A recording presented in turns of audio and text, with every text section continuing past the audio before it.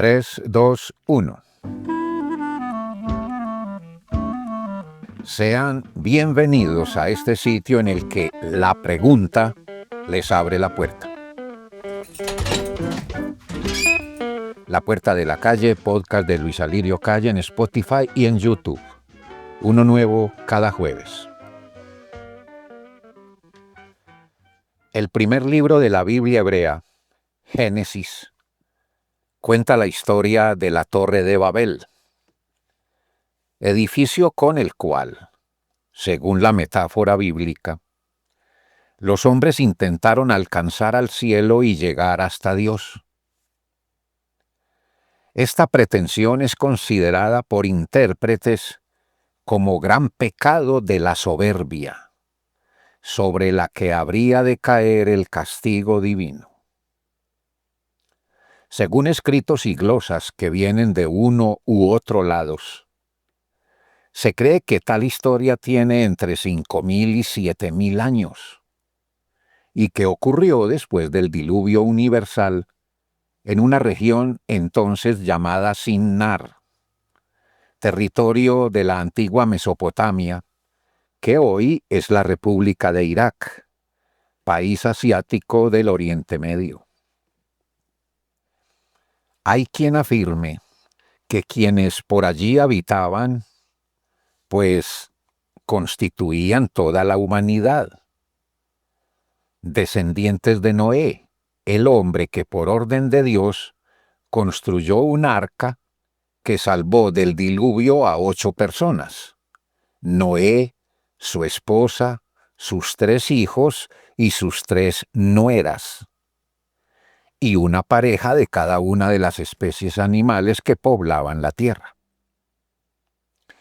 El primer rey después del diluvio se llamaba Nimrod, un cazador poderoso que lideraba el grupo descendiente de Cam, el hijo maldito de Noé. Según otra versión no muy aceptada, la idea de la Torre de Babel era hacer una estructura lo suficiente alta, de tal modo que no fuera alcanzada por un eventual segundo diluvio. Tal versión es poco creíble porque, según el mismo Génesis, Dios prometió no volver a inundar la tierra. Relatos dicen que Nimrod fundó varias ciudades, entre ellas Babel, pueblos que hablaban el mismo idioma, y tuvo la idea de construir allí una torre lo más alta que los hombres pudieran lograr, con 3 propósitos: hacer que el reino, gracias a la torre, fuera visible y atractivo para todos los moradores de la tierra. ¿Sería la primera idea turística de la historia? Evitar que un segundo diluvio lo destruyera todo porque, pues, no creían en la promesa de Dios de no volver a inundar la tierra. Y alcanzar a Dios. Objetivo este último con el que, después de lograrlo, creían ellos, obtendrían la sabiduría y el poder de Dios, a quien Nimrod y otros consideraban injusto, porque había elegido para él el cielo y a los hombres los había relegado a la tierra. El Génesis lleva a entender que a Dios no le gustó la idea de la torre, y decidió castigar a los hombres por cometer el pecado de querer igualarlo. Entonces Dios envió sobre ellos la plaga de la confusión, algo así como la pandemia del no entendimiento. De pronto, unos y otros resultaron hablando diversos idiomas, lo que hacía imposible entenderse entre ellos, y desde luego imposible la construcción de la torre, la misma que fue suspendida sin siquiera haber llegado a la mitad. Para algunos intérpretes, este fue el origen de la diversidad de lenguas en el mundo, pues los hombres se vieron obligados a dispersarse y a marcharse por grupos según la lengua con la que podían comunicarse, entenderse y hacer pueblos aparte. Según trabajos de lingüística, la palabra Babel deriva del verbo hebreo baibal, que significa confundir. De ahí la interpretación de que Dios hizo confundir las lenguas de los hombres como pena por querer alcanzar el cielo y ser como Él, tener su sabiduría y su poder.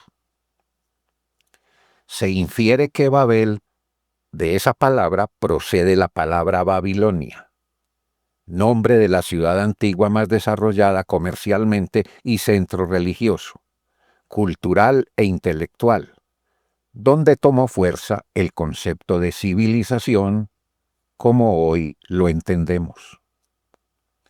Sin embargo, hay textos que la señalan a Babilonia como ciudad de la depravación, el pecado y los excesos nefastos para la moral de los hombres.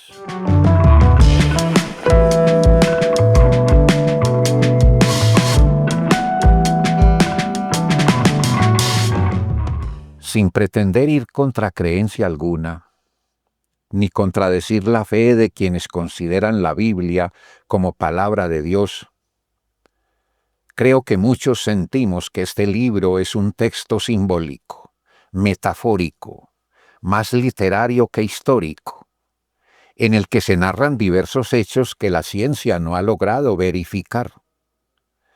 Numerosos arqueólogos dedicados a pacientes búsquedas solo han encontrado dudosos vestigios de acontecimientos que se cree que fueron. Y aunque se han hecho descubrimientos favorables a sucesos y personajes mencionados en la Biblia, suele concluirse que los autores del texto bíblico apelaron a diversos géneros y figuras literarias para darles un sentido simbólico a historias que han pretendido acercarnos al conocimiento de lo que ha sido la relación del ser humano con el universo y con la divinidad. Desde luego, ese sentido simbólico no está exento de gran valor en cuanto que está dado por metáforas inspiradas en lo que se quiere comunicar, advertir, prevenir.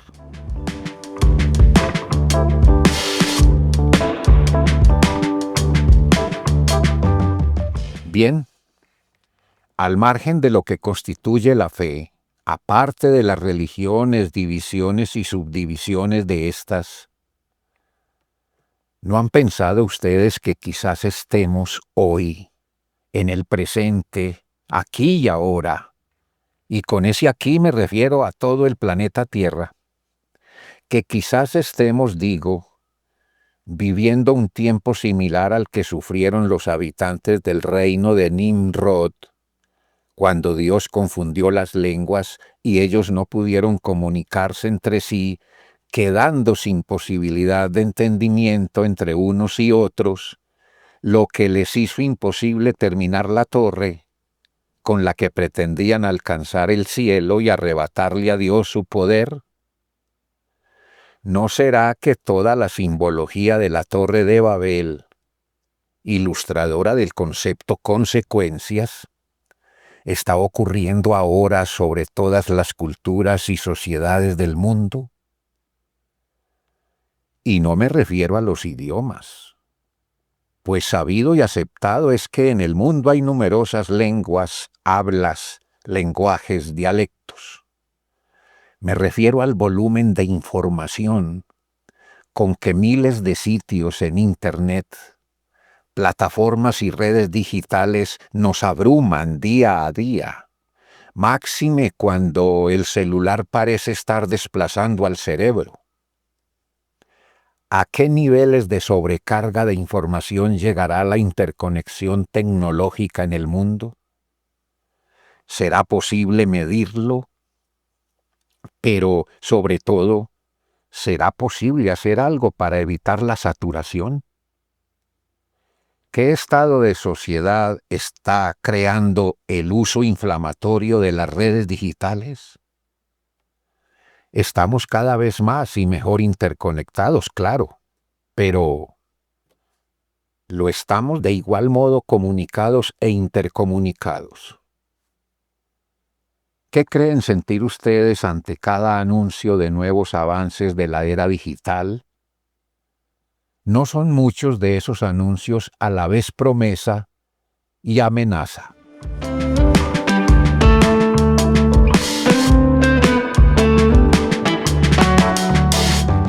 Hace poco un amigo, que superconectado vive, me dijo que está sintiendo desde antes de que finalice la tarde una especie de ansiedad, quizás estrés, con dificultades para concentrarse en asuntos personales, tanto en su casa como con sus amigos y en el trabajo. Y que él cree que ese malestar es efecto de estar todo el día conectado a las redes, incluso durante las comidas y en reuniones en la que está, pero no está. Su cuerpo está presente, pero extraviada en los laberintos cibernéticos está su mente. Lo grave es que no soy capaz de no conectarme, dice. Ese amigo y muchas otras personas que conozco conversan casi sin descanso por WhatsApp. Ponen mensajes de audio mientras conducen carro. Responden mensajes escritos. Ven noticias, películas, podcasts, publicidad, fotos de amigos y de gente conocida, videos de chismes y de anécdotas triviales, relatos del más allá y del más acá, chicas que parecen usar las redes como espejos íntimos, recetas médicas de comidas y de belleza, novelerías y banalidades de toda la ya, ofertas de sexo y de compañías ilusorias. ¿No creen ustedes que lo que mi amigo está sintiendo desde antes de que finalice la tarde es una suerte de guirigay digital, algarabía que parece tomarse su mente y que puede llegar a afectarle el sentido del espacio que ocupa y del tiempo en el que está? Yo creo que él y mucha otra gente están sufriendo una especie de síndrome causado por el auge de la cibernética, la digitalización de las relaciones y de casi la vida toda. Yo mismo podría resultar en esas. Lo podríamos llamar síndrome de confusionismo, vocablo derivado de confundir, verbo que significa mezclar cosas diversas de manera que no puedan reconocerse o distinguirse. Tengo para mí que muchas personas están entrando o ya están del todo metidas en una torre de Babel versión siglo XXI. Tal vez todos lo estamos ya. El celular es indispensable.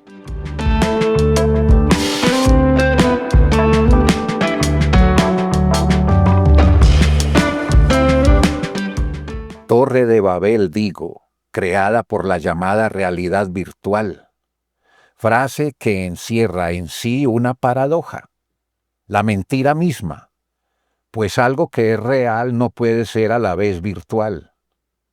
O es lo uno o lo otro, pero no ambas cosas a la vez porque se niegan entre sí. Yo mismo he experimentado una rara pesadez luego de 1 o 2 horas de ver podcasts, videos, relatos, fotos, las abusadas fake news, que son hoy una de las mayores y peores causas de los embuchados informativos en el mundo. Si bien encuentra uno podcasts serios, resultados de investigaciones hechas con rigor, productos de pensamiento bien elaborados, esmeradas críticas e interpretaciones de libros de reconocidos pensadores y escritores, también tropieza con montones de cursilería, banalidades y extravagantes versiones de hechos noticiosos, leyendas, personajes buenos y malos, hechicería e infinidad de bagatelas que parecen tener la facultad adictiva de atrapar, adormecer, alienar, robotizar. Bien sabemos que el avance tecnológico en el mundo es algo imposible de evitar, lo cual no sería tampoco un propósito sensato de la inteligencia humana, de gobiernos, de poderes económicos. Ya estamos todos ahí. Yo debo acudir a estos canales para hablar de lo que aquí hablo. Contribuyo sin duda al exceso. Bien, pero sí parece ya necesario pensar, digamos, en amortiguaciones al bombardeo cibernauta de lo que ahora damos en llamar narrativas y contenidos con cuyas contradicciones, diversidad, fanatismos, polarizaciones, la mente humana se satura y puede llegar a desbordarse, a atragantarse, a ahogarse. No aparecerán trastornos que podríamos nombrar como fiebres mentales, estallidos de la imaginación, anarquía de la facultad de pensar, hacinamiento de las ideas. ¿De qué modo llega y con qué efectos a las mentes de los muchachos esta avalancha de información? Ante lo que alguien llamaría aguamasa cibernética, ¿qué advertencia hoy, aquí, en todo el mundo, recaería sobre la educación?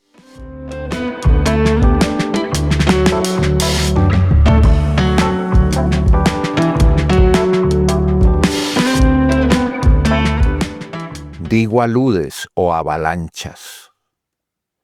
¿No las perciben ustedes? ¿No piensan que estamos atascados en una manigua de teologías? ¿No tienen la sensación de que la verdad resulta ser un espejismo entre una espesura de datos? ¿No nos sobrecargan con una especie de marisma de interpretaciones de la Biblia, de Cristo, del cielo y del infierno? Ve uno 1000 versiones casi alienígenas sobre el Big Bang y el ilusorio antes del Big Bang. Más de 1000 glosas sobre el apocalipsis y el supuesto e inminente fin de los tiempos. 2000 sobre los atrevimientos arancelarios de Donald Trump. Muchísimas otras sobre lo que te pasará si no le das like a este o aquel video. Cientos y cientos de comentarios, mensajes y trinos que revelan y desvelan los ya fatigantes niveles de miope y desesperada polarización política en Colombia, etcétera. ¿No hace pensar todo eso en que estamos embutidos en una torre de Babel con una atmósfera mucho más espesa que la de los descendientes de Noé cuando intentaron trepar para quitarle el puesto a Dios?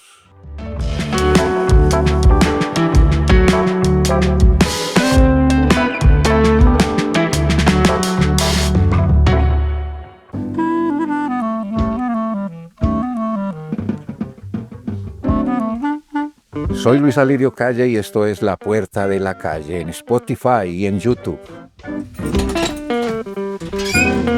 Edición de Sara Isabel Calle. Marcar me gusta y compartir, suscribirse y comentar abren más puertas. Una última para seguir después. Por cierto, esa carga de información venida de la llamada nube no hace de estos los nuevos años oscuros, la edad del neooscurantismo llamado era digital.